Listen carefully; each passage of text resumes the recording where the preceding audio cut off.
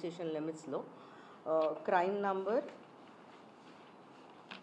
101/26 under section 331 clause 4 305 ABNS ఈ case register అయింది.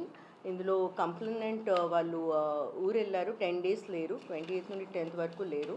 Then 10th రాగానే దే రియలైజ్డ్ వాళ్ళ గ్రిల్ బ్రేక్ చేసి ఉంది, మెయిన్ డోర్ లాక్ బ్రేక్ చేసి ఉంది, అండ్ దెన్ థెఫ్ట్ జరిగింది అన్నది మనకి పోలీస్కి ఇన్ఫార్మ్ చేయగానే ఇమీడియట్గా టెక్నికల్ సర్వేలెన్స్ స్టార్ట్ అయింది అండ్ ఫీల్డ్ ఇన్ఫర్మేషన్ కూడా తీసుకోవడం జరిగింది.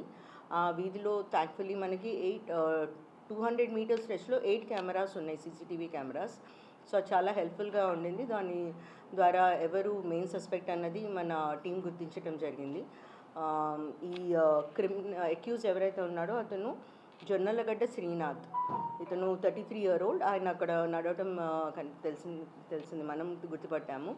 దెన్ టీమ్స్ ఫామ్ చేసి అతన్ని తీసుకురావడం జరిగింది, అప్రిహెండ్ చేయడం జరిగింది. సో మెయిల్గా మన recovery is 161 grams of gold. మొత్తం గోల్డ్ మనకి ఇంటాక్ట్గా రికవరీ అయింది కేసులో.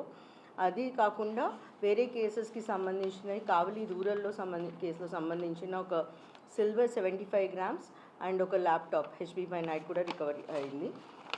ఈ క్రిమినల్ ఎవరైతే ఉన్నాడో జొన్నలగడ్డ శ్రీకాంత్, ఇతను చెన్నై, తమిళనాడు అండ్ హుబ్లీ కర్ణాటక, దెన్ తెలంగాణలో Ibrahimpatnam police stations, then Rajahmundry, Amalapuram and Ongole, ఈ అన్ని ప్లేసెస్లోనూ ఇతని మీద కేసెస్ రిజిస్టర్ ఉన్నాయి. మొత్తం 33 cases రిజిస్టర్ అయి ఉన్నాయి.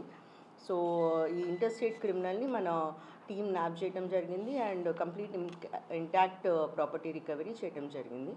So congratulations to the Vedayapalem team and under the supervision of మన ASP మేడం మంచిగా వెంటనే డిటెక్ట్ చేయడం జరిగింది అండ్ CCS టీం కూడా ఇందులో యాక్టివ్గా పార్టిసిపేట్ చేయడం జరిగింది.